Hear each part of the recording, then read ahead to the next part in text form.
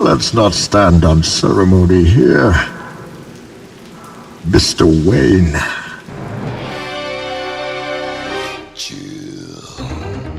Hello there, gang, and welcome to another episode of Displaying-Model-Behaviour, the Earth's mightiest video podcast. So take off your pants, crack a beer, let's talk toys. Let's talk about McFarlane Bane Mega Figure. This is a figure that I have been waiting a long time for, and now that I've finally got my hands on him, is he worth the wait? Well, we're gonna find out right now. I'm genuinely happy, but not entirely. There's a lot to unpack with this figure. First of all, he's bigger than I would ideally want him to be. Yes, the McFarlane scale is bigger than Marvel Legends. That's fine. It's more of a 7-inch scale. But even then, this Bane is pretty damn huge. And I'm kind of a Bane, like, not an aficionado, because I actually haven't read that many comics, but he's still my personal favorite Batman villain. I just think he's so badass. When I first saw him in the Batman cartoon in the early 90s, I just imprinted on him, because I'd never seen him before until this episode, and he was just such a badass. I always love the characters that are a combination of insane brute strength, but then actually really cerebral as well, and that's what Bane had, and he was portrayed as just this terrifying. He was like the shark in Jaws. You didn't see much of him, but you saw the results of his carnage. Like, he smashed up the Batmobile and he put Killer Croc in the hospital. Total Brock Lesnar push, which was so cool. And also his voice. Everyone knows, from now on until the end of time, this will be the voice of Bane. But before Tom Hardy came along and kind of ruined it, and I like the Tom Hardy portrayal. Instead, he had this awesome South American type accent. You've got nothing. Beg for mercy. Scream my name. And in the Batman episode, it was so badass. Like, when they finally confront one another, Batman whips his batarangs at him and they just stick in his body and he just brushes them off and he's like, toys. You try to fight me with toys. Toys. You try to fight me with pathetic little toys. That's like, oh, Batman, you're in trouble now.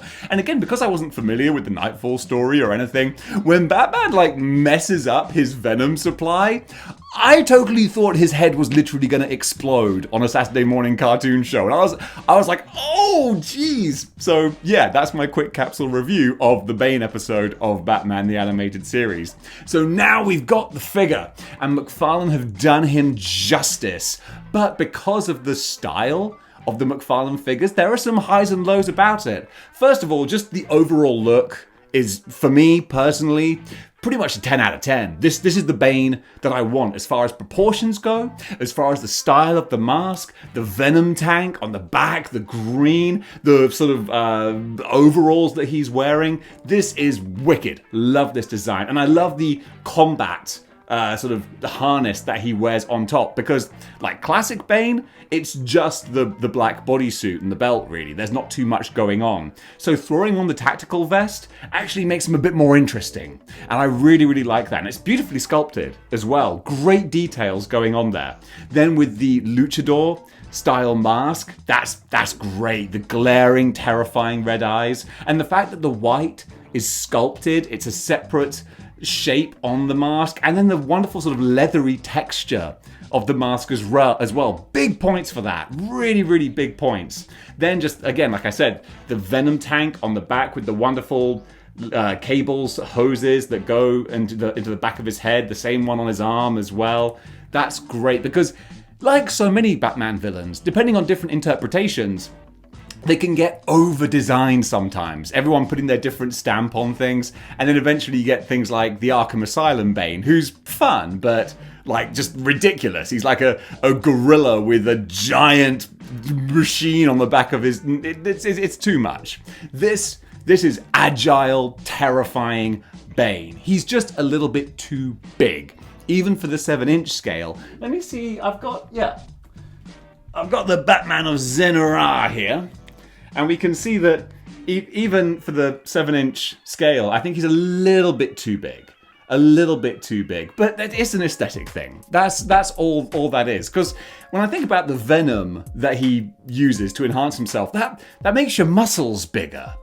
But it doesn't, like, it's not like a giant man serum, you know, so he really shouldn't be, like, scratching 7 foot tall, I don't think. I'm not sure how tall Bane is meant to be in the comics, but still, just feels a little bit oversized. That's all I'm saying, but I'm belaboring the point. With the paintwork is nice in places, but it leaves a little bit to be desired here and there. Generally, just the black suit, that's absolutely fine. But then with the body, it's got like a wash on it, but it can be a little bit uneven. I had to pick through a few different Banes because sometimes the darker wash on there will settle in different places unevenly, and had to find one that looks a bit more natural in color. So I'm happy with this one, but it seemed to be a little bit hit and miss. Then as far as his body goes, I think it's fine, but a little plain. Like maybe a little chest hair or something, because Bane is normally drawn kind of hairy. At least from the Nightfall stories he was, like hair on the shoulders and all that kind of thing, so that would have been a nice extra touch. Then finally, the sort of sticking point, arguably, is the articulation, or lack thereof. There's not a lot you can really do with this as far as posing goes. I mean, like he's got the waist swivel, but his arms, because they're so big and so thick, they only have the single joint elbows. So you really that's all you're really doing there. So there's no bicep swivel or anything either. He reminds me a bit of the Select Juggernaut figure, like old Select figures. Obviously no torso crunch, no torso swivel, no ab crunch, that's what I was trying to say. None of that. The head can't look up the head can look up and down a little bit. But even then, like, he's got the sideways motion, but that's about it. You know, I don't normally do articulation on my reviews, except for when it is a factor.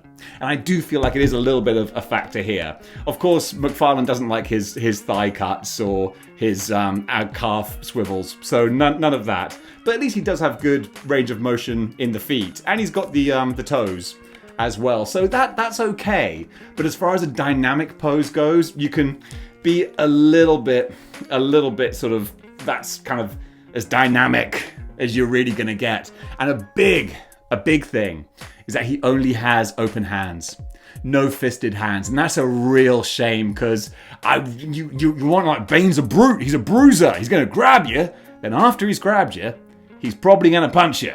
But not this guy, he's just got the grabby hands. So that's a real shame. McFarlane, you could have just thrown in a couple of fist hands. It would have made this a more complete action figure. And also, what's kind of a shame is that his hands, like, they maybe it's just the ball joints that I just don't have in a decent position. But sometimes they just look like, however you rotate them, like they don't sort of sit quite right. And I've just noticed his fingers on his right hand look broken. Actually, maybe mine came out of the mold kind of funny, but these fingers look a bit like, ouch. They shouldn't look like that. So it's not great in that regard. If you just like the overall look and stature of Bane being towering and terrifying, that's great. But as far as an action figure that you can really be creative with how you're posing him and the styles you want to do, he's a little bit limited in that regard. But with that all being said, let's give him a grade. So for the McFarlane Bane mega figure, I'm going to give this guy a solid 5.5 out of 10. That's not an amazingly high grade, but he's not an amazing figure. I love Bane, as well you know from me rabbiting on about him. But this figure does have some big flaws, such as the lack of posability, the lack of any kind of accessories, and also the fact that he's just a little bit oversized for the character, I feel. I think they could have just made a few little tweaks to make him much, much better. And maybe we will see another version of him somewhere down the line. I mean, of course we will eventually. And that time they might just get it right. In the meantime, though, I'm really happy with this. But of course, mega figures are very expensive. And you've got to sort of make a tough decision, a tough judgment call sometimes. So a 5.5 out of 10, that's what I'm going to go for. But also I have a lot of affection for him. So I like this guy a lot, but he's not like an amazing action figure. And folks, that does it for my review of McFarlane Bane. What do you think? Was that a bit too harsh of a grade? I think it was kind of reasonable, because he's got some great highs, but a few flaws as well. But what do you think? Comment below. Let me know. And if you like what you see and you want to see more, then you know what you gotta do. You gotta join the 6-1 Clicks by clicking the like, share, and subscribe buttons. So gang, thank you so much for watching, and until next time, keep displaying. Oh, I'm sorry. I got Piglet on my lap and I made a jump. I gotta stop doing that. Keep displaying model behavior.